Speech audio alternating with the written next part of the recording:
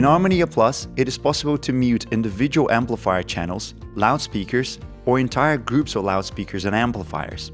For example, if we go under Tune and Mute, and then click on Unmuted under a speaker group, we can see that it will turn into Muted with a red background.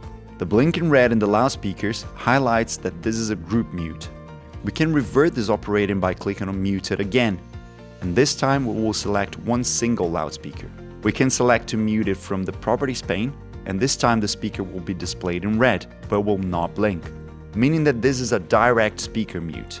If we mute the entire group, we can see that the speaker will still prioritize its direct mute and will not start blinking. ArmoníaPlus will use this information to keep that one speaker in mute, even when we unmute the entire group. Now let's unmute the speaker for a second, and let's check how we can apply our hard mute in order to mute the actual outputs of the amplifiers. Let's select both left and right array groups at the same time, and now here in the Properties pane, we can apply a hard mute to the individual amplifier output channels and speaker lines, either the low frequency lines or the high frequency lines, or even both at the same time.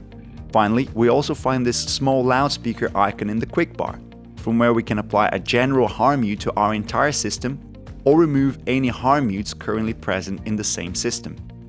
Let's select Hard Mute Off, and we can see that all the hard mutes previously created have been turned off at the same time. The same can be done to mute the entire system, simply by selecting the option Hard Mute On. And there we go. These are the different mute adjustment options available in ArmoníaPlus. If you have any questions about this or any other videos in the series, please feel free to contact us on support.audio@powersoft.com.